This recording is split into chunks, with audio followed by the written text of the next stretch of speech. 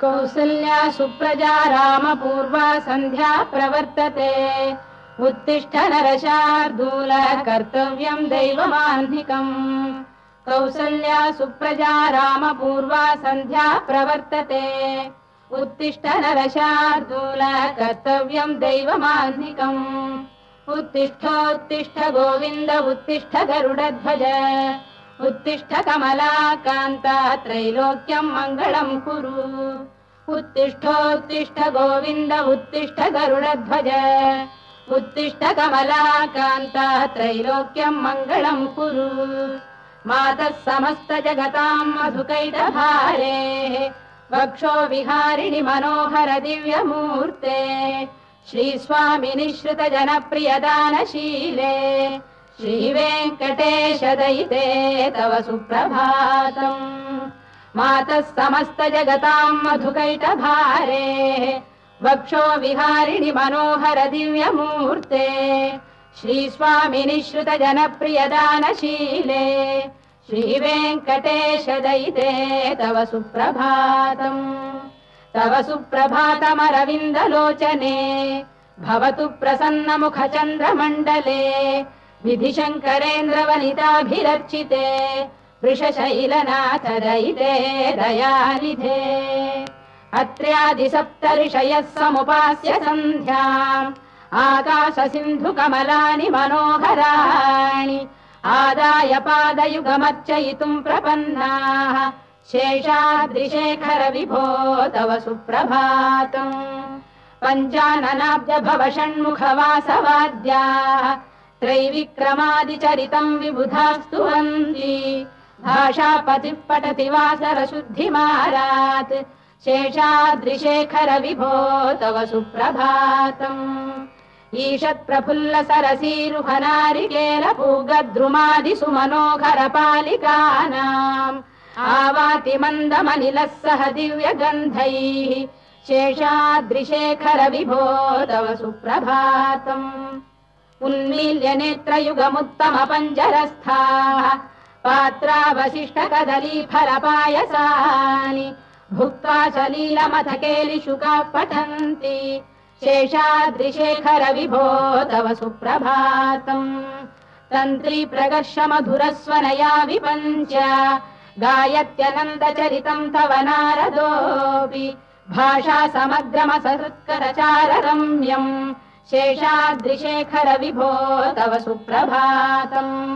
भृङ्गावळी च मकरन्दरसानुविद्ध झङ्कारगीतनिनदैः सह सेवनाय वीर्यात्युपान्त सरसी कमलोदरेभ्यः शेषाद्रिशेखर विभो तव सुप्रभातम् योषा गणेन वरदध्नि विमथ्यमाने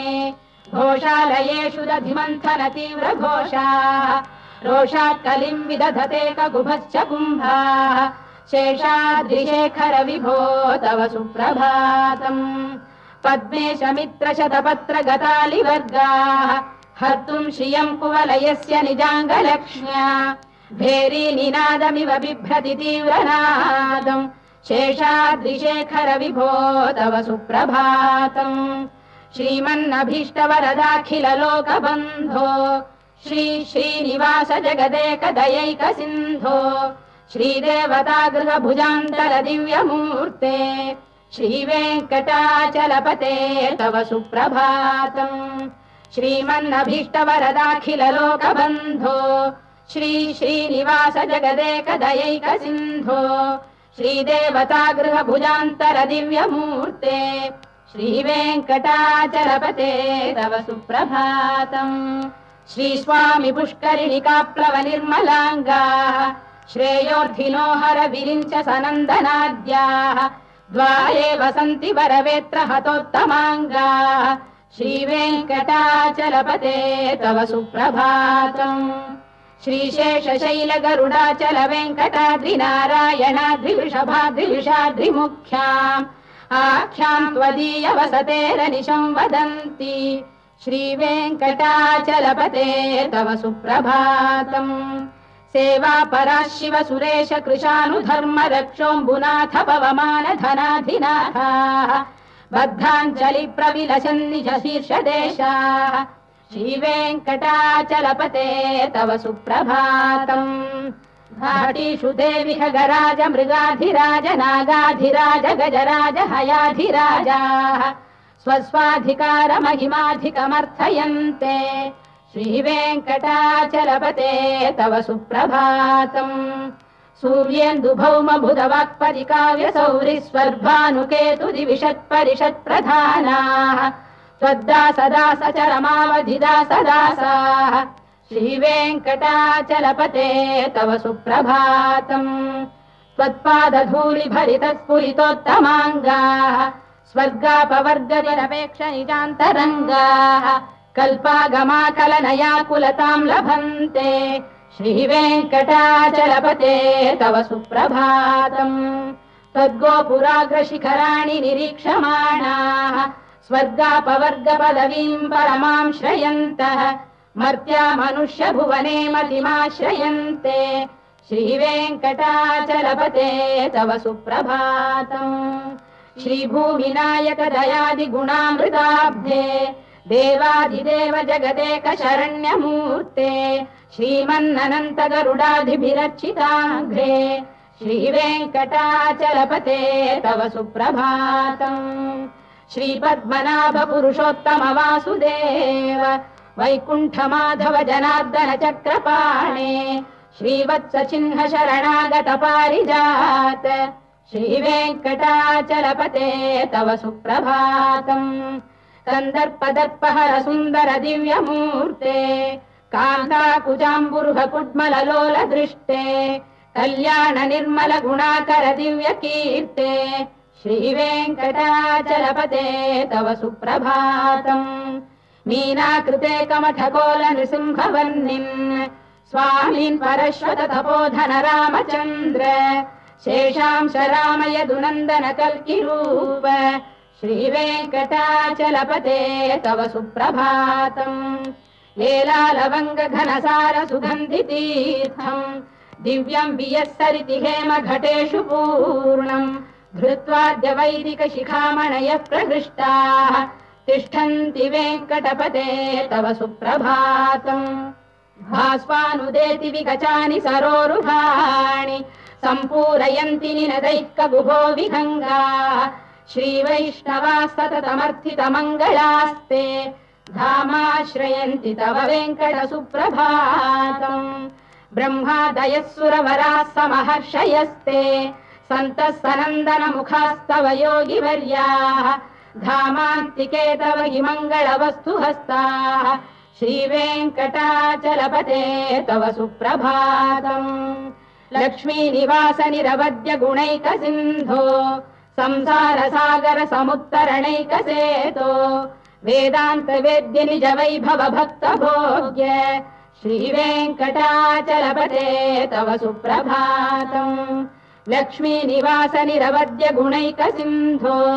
संसार सागर समुत्तरणैकसेतो वेदान्त वेद्य निज वैभव भक्त भोग्य श्रीवेङ्कटाचलपते तव सुप्रभातम् इत्थम् वृषाचलपतेरिह सुप्रभातम् ये मानवाः प्रतिदिनम् पठितुम् प्रवृत्ताः तेषाम् प्रभात समये स्मृतिरङ्गभाजाम् प्रज्ञाम् परार्थसुलभाम् परमाम् प्रसूते इत्थम् वृषाचलपतेरिह सुप्रभातम्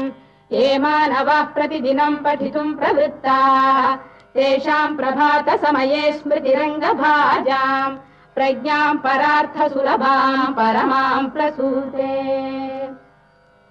कमलाकुच चूचुक कुङ्कुमतो नियतारुणितातुलनीलतनो कमलायतलोचन लोकपते विजयी भव वेङ्कटशैलपते कमलाकुच चूचुक कुङ्कुमतो नियतारुणितातुलनीलतनो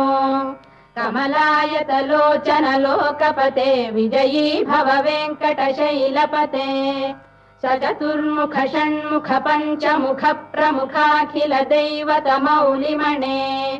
शरणागत वत्सल सारनिधे परिपालय मां वृषशैलपते अतिवेलतया तव दुर्विषहैरनुवेलकृतैरपराधशतैः भरितं त्वरितं वृषशैलपते परया कृपया परिपाहि हरे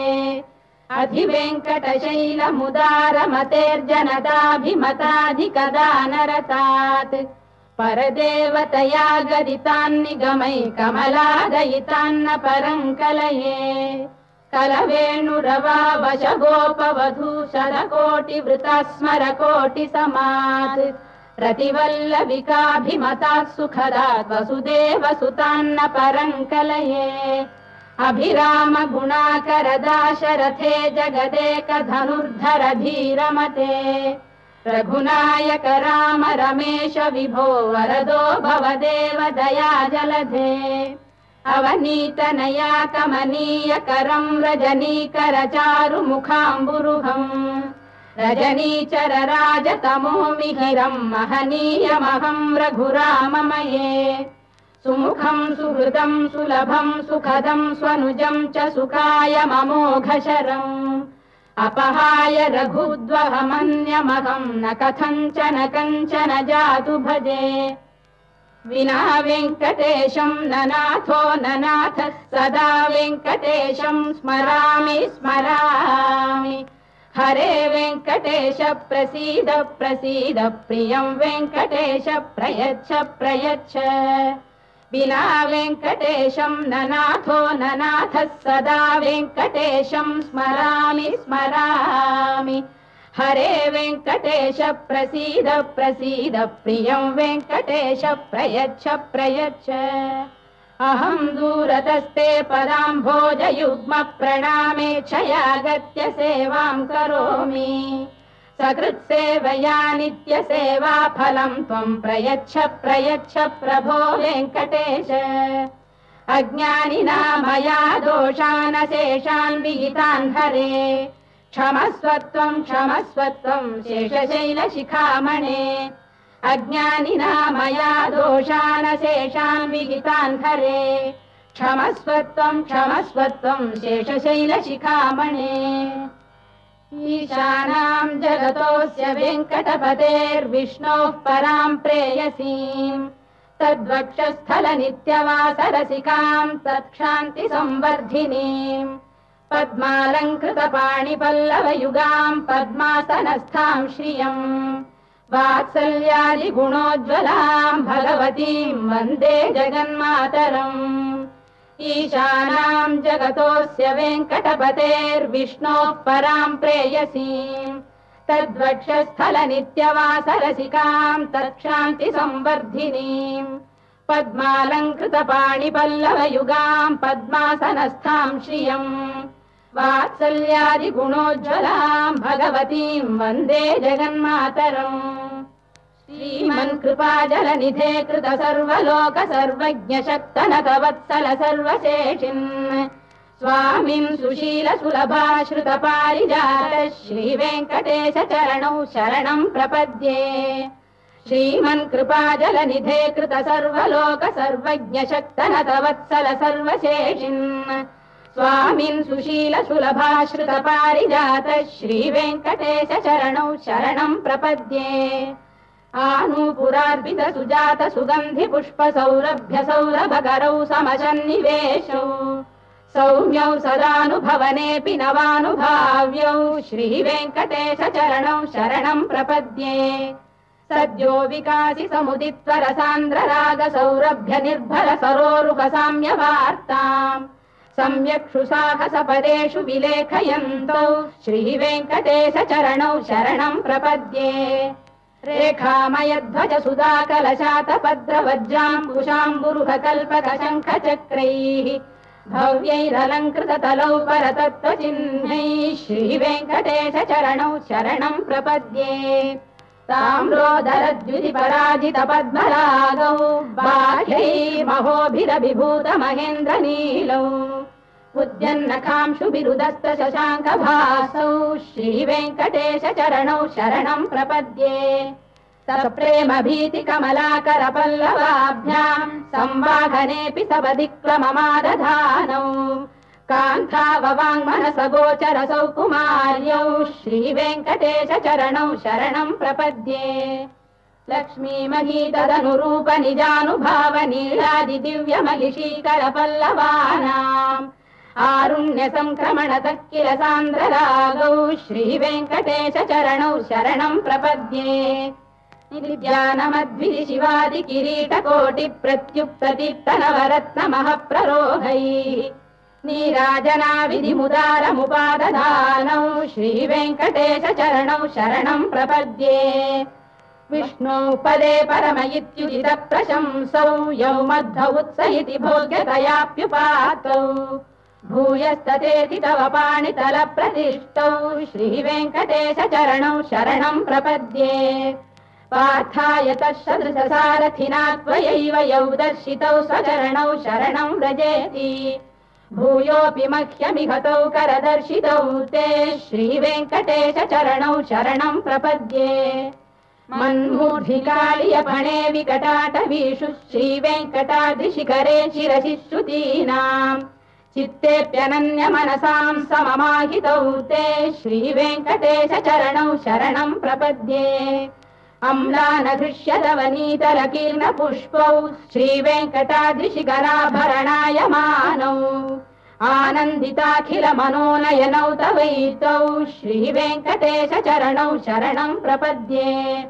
प्रायः प्रपन्न जनता प्रथमावगाह्यौ मातुस्तनाविव शिशोरमृतायमानौ प्राप्तौ परस्पर तुलामतुलान्तरौ ते श्रीवेङ्कटेश चरणौ शरणं प्रपद्ये सत्त्वोत्तरैः सतत सेव्य पदाम्बुजेन संसारतारकदयार्द्रदृगञ्चलेन सौम्योपयन्तृमुनिना मम दर्शितौ ते श्रीवेङ्कटेश चरणौ शरणं प्रपद्ये सत्त्वोत्तरैः सतत सेव्य पदाम्बुजेन संसारतारकदयार्द्रदृगञ्चलेन सौम्योपयन्तृमुनिना मम दर्शितौ ते श्रीवेङ्कटेश चरणौ शरणं प्रपद्ये श्रीशश्रिया घटिकया त्वदुपाय भावे प्राप्ये त्वयि स्वयमुपेय दया स्फुरन्त्या नित्याश्रिताय निरवद्य गुणाय तुभ्यं स्यां किङ्करो वृषगिरीश न जातु मह्यम् श्रीशश्रिया घटिकया त्वदुपाय भावे प्राप्ये त्वयि स्वयमुपेय दया स्फुरन्त्या नित्याश्रिताय निरवद्य गुणाय तुभ्यं स्यां किङ्करो वृषगिरीश न जातु मह्यम् श्रियकान्ताय कल्याणनिधये निधयेऽर्थिनाम् श्रीवेङ्कटनिवासाय श्रीनिवासाय मङ्गलम् श्रियकान्ताय कल्याणनिधये निधयेऽर्थिनाम् श्रीवेङ्कटनिवासाय श्रीनिवासाय मङ्गलम् लक्ष्मी सविभ्रमालोकसुभ्रू विभ्रम चक्षुषे चक्षुषे सर्वलोकानां वेङ्कटेशाय मङ्गलम् श्रीवेङ्कटाद्रिशृङ्गाग्रमङ्गलाभरणाङ्गये मङ्गलानां निवासाय श्रीनिवासाय मङ्गलम् सर्वावयव सौन्दर्य सम्पदा सर्वचेतसां सदा सम्मोहनायास्तु वेङ्कटेशाय मङ्गलम् नित्याय निरवध्याय सत्यानन्दचिदात्मने सर्वान्तरात्मने श्रीमद्वेङ्कटेशाय मङ्गलम् स्वतः सर्वविदे सर्वशक्तये सर्वशेषिणे सुलभाय सुशीलाय वेङ्कटेशाय मङ्गलम् परस्मै ब्रह्मणे पूर्णकामाय परमात्मने प्रयुञ्जे परतत्त्वाय वेङ्कटेशाय मङ्गलम् आकालतत्त्वमशान्तमात्मनामनुपश्यताम् अतृप्त्यमृतरूपाय वेङ्कटेशाय मङ्गलम् प्रायः स्वचरणौ पुंसां शरण्यत्वेन पाणिना कृपया दिशते श्रीमद्वेङ्कटेशाय मङ्गलम् दयामृततरङ्गिण्यास्तरङ्गैरिव शीतलैः अभाङ्गैः सिञ्चते विश्वं वेङ्कटेशाय मङ्गलम् श्रद्भूषाम्बरहेतीनां सुषमावकमूर्तये सर्वार्तिशमनायास्तु वेङ्कटेशाय मङ्गलम् श्रीवैकुण्ठविरक्ताय स्वामी पुष्करिणीतटे रमया रममाणाय वेङ्कटेशाय मङ्गलम् श्रीवैकुण्ठविरक्ताय स्वामी पुष्करिणीतटे रमया रममाणाय वेङ्कटेशाय मङ्गलम् श्रीमत्सुन्दरजामातृमुनिमानसवासिने सर्वलोकनिवासाय श्रीनिवासाय मङ्गलम् मङ्गलाशासनपरैर्मदाचार्य पुरोगमैः सर्वैश्च पूर्वैराचार्यैः सत्कृतायास्तु मङ्गलम्।